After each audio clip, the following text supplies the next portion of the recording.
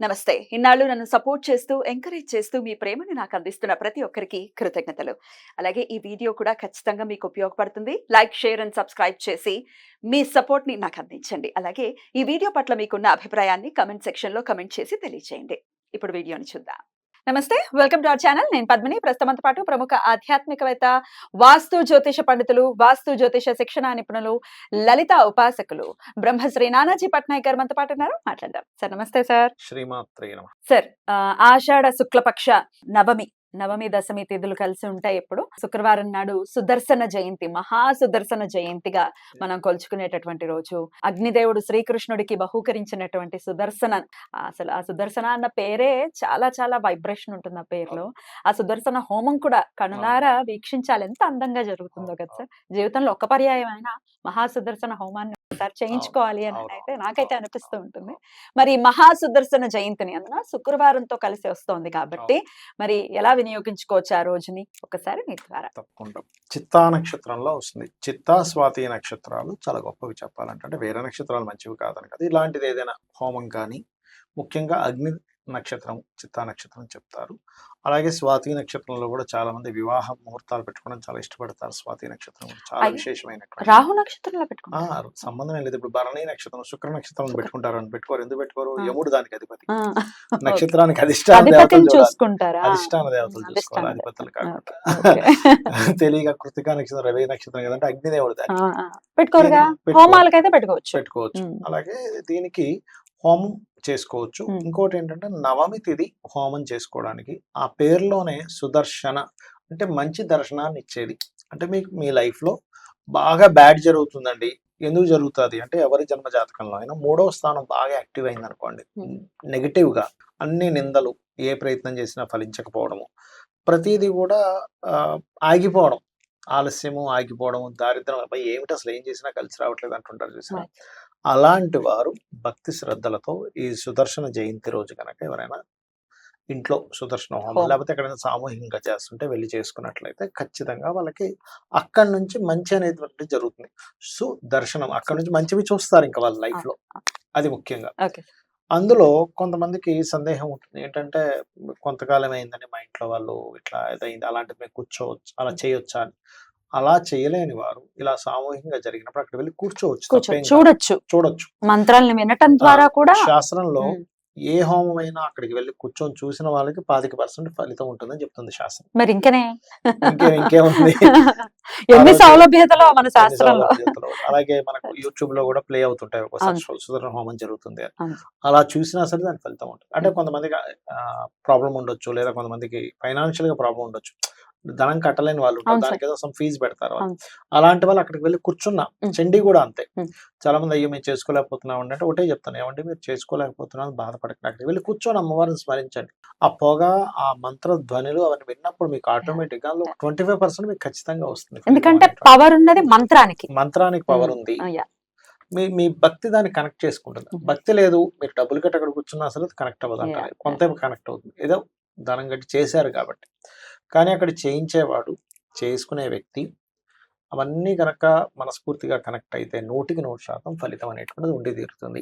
అయితే ఇందులో పర్టికులర్ గా ఇది తులారాశిలో చంద్రుడు చిత్తా నక్షత్రం మీద ఉన్నప్పుడు వస్తుంది కాబట్టి ఎవరికైనా వివాహం అవ్వట్లేదు అని బాధపడే వారికి కూడా ఇది పనికి వస్తుంది బ్రహ్మాండంగా. ఎందుకంటే చిత్తా నక్షత్రం తులారాశిలో ఉంటుంది. తులారాశికి అధిపతి శుక్రుడు. ఈ శుక్రుడు చంద్రుడు వెళ్ళి శుక్రరాశిలో ఉన్నప్పుడు మీ మనసు, కొంతమంది చూడండి తల్లిదండ్రులు రెడీగా ఉంటారు చేయడానికి, కానీ పిల్లలు వద్దంటుంటారు. ఏమిటోనండి మా అబ్బాయికి మా అమ్మాయికి ఏంటో వివాహం మీద మనసు వెళ్ళట్లేదు, వద్దంటున్నారు. అటువంటి వారు కూడా ఈ యొక్క చేయడం వల్ల ఫలితం ఉంటుంది. అయితే సంకల్పం చెప్పుకునేటప్పుడు ఇది అవ్వాలి అనే సంకల్పం చెప్పుకొని చేసుకోవాలి. సో ఫైనాన్షియల్ ఇష్యూస్ గానీ, లేకపోతే ఇట్లా మ్యారేజ్ ఇష్యూస్ గానీ, అలాగే దారిద్ర్యంతో చాలా ఇబ్బంది పడుతున్నాం అనుకునే వాళ్ళు ఖచ్చితంగా చేసుకోవచ్చు. ఇంకోటి ఏంటంటే, ప్రెగ్నెన్సీలో ప్రాబ్లమ్స్ ఉన్నాయంటారు కొంతమంది. ఏమిటోనండి ఫామ్ అయినట్టయి ప్రాబ్లం అయిపోతుంది, అటువంటి వారు కూడా చేసుకోవచ్చు. రావట్లేదు పనికి వస్తుంది. ఎందుకంటే ఇదంతా కూడా శుక్ర కుజ సంబంధించినటువంటి నక్షత్రాలు, రాశి, చంద్రుడు సంబంధం కలిగి ఉన్నాడు. శుక్ర కుజులు అంటే భార్యాభర్తలు, వివాహము, శుక్ర కణాలు, అదే విధంగా భూ సంబంధించిన వివాదాలు ఏమైనా ఉన్నా వీటన్నిటికీ కూడా యోగిస్తుంది. ఈ యొక్క ఇది చాలా రిలేటెడ్ అయి ఉంది చాలా వాటికి. విష్ణువు కదమ్మా. విష్ణువు అంటే స్థితికారకుడు. ఇప్పుడు నేను చాలా మందికి చెప్తున్నప్పుడు ఏమంటే నాకు ఇలా ఉంది విష్ణు సహస్రనామాలు వినండి అంట. ఏమంటానండి నా ఆలోచనలన్నీ ఏంటేంటో అయిపోతున్నాయి అంటే ఒక్కసారి అది విని చూడండి. హ్మ్. ఆటోమేటిక్ గా ఆ క్షణం నుంచి వారికి నిజమే కదా రిలీఫ్ వచ్చింది. కొంచెం రోజు స్థిరత్వం రోజు అనేది వస్తుంది. 100% వస్తుంది. హ్మ్. బుధుడికి అధిష్టాన దేవత విష్ణువు. హ్మ్. బుధుడు చాలా మంది ఏంటంటే ఎంతసేపు మనం శని శని శని అని భయపడిపోతుంటాం కానీ అసలు మొత్తం రూల్ చేసేది బుధుడు. బుధుడు. పూర్వజన్మ కర్మ దగ్గర నుంచి సార్. ఇప్పుడు చూడండి సింపుల్. ఇప్పుడు జీవితంలో ఎవరు పైకొస్తారు అంటే బాగా మాట్లాడేవారు. అవును. మీ మాట బాగుంటే నోరు బాగుంటే ఊరు ఊరు బాగుంది బాగుంది అంటారు. చక్కగా కమ్యూనికేట్ చేయగలగాలి కదా. ఎవరైతే క్యాలిక్యులేట్ చేసుకోకుండా అప్పులు చేశాడు ఏంటి వారి పరిస్థితి? అంతే సార్. నేచురల్ 6 లార్డ్ ఎవరు? బుధుడు. బుధుడు. కన్య. వితౌట్ క్యాలిక్యులేషన్ ఇష్టం వచ్చిన క్రెడిట్ కార్డులు వేడేసి ఇష్టం వచ్చిన అప్పులు తీసుకొచ్చేసి వడ్డీ కోసం అప్పులు చేసే వాళ్ళు ఉంటారు. అవును సార్. వడ్డీలు కట్టడానికి. వాళ్ళైతే నేను చూశాను ఒక కేసు 30,000తో స్టార్ట్ అయ్యి అతని అప్పు 4 కోట్లకి వెళ్ళింది. అమ్మ ఈ బాబోయ్! వడ్డీలు ఒకదానికి లింక్ వెళ్ళిపోయి 4 కోట్లకి వెళ్ళిపోయి. మళ్ళీ ఆ వ్యక్తికి సిగరెట్ అలవాటు లేదు, మందు అలవాటు లేదు, ఎటువంటి వ్యసనాలు లేవు, ఏమీ లేవు. 30,000తో స్టార్ట్ అయింది. ఒక 3, 4 ఏళ్లలో 4 కోట్లకి చేరిపోయింది. అయ్యో! అది ఎలాగా అంటే 30 తీసుకున్నాడు ఫస్ట్. అంతే. దాని తర్వాత సర్లే 30 తీసుకున్నాడు కదా ఇంకోటి ఉందని ఇంకొక 70 లక్ష అయింది. బిజినెస్ అనుకోకుండా డౌన్ అయ్యేసరికి దీనికి వడ్డీ కట్టడం ఓ 4, 5 నెలలో 6 నెలలో వడ్డీ కట్టలేదు. వడ్డీ కట్టడం కోసం ఇంకో దగ్గర అప్పు తీసుకున్నాడు. వీళ్ళిద్దరికి వడ్డీ కట్టడం వడ్డీ కోసం ఇంకో కట్టాలి. దగ్గర. అయ్య బాబోయ్! అంటే ఈ ముగ్గురికి కట్టడానికి ఇంకో దగ్గర. అలా ఇదందరికీ చైన్. కట్టడానికి అలా 4 కోట్లు అయిపోయింది. ఎట్లా తీరుస్తారు సార్? అమ్మ బాబోయ్! అందుకే ఎప్పుడు కూడా మీరు ఇబ్బందులో ఉన్నారంటే శనిని కాదు చూసుకోవాల్సింది. మీ బుధుడు. క్యాలిక్యులేషన్, మీ బుధుడు ఎలా ఉన్నాడు, జన్మ జాతకంలో బుధగ్రహం పాడైంది అంటే వాళ్ళు ముఖ్యంగా జాగ్రత్తలు తీసుకోవాల్సింది. ఒకటి ఇలాంటి సుదర్శన జయంతి ఉన్నప్పుడు సుదర్శన హోమం చేసుకోవడము, విష్ణు సహస్రనామాలు వినడము, ఓం అపర్ణాయ నమః అనే మంత్రం చేయడము. బిజినెస్ లో తొందరపడి వెళ్ళకూడదు.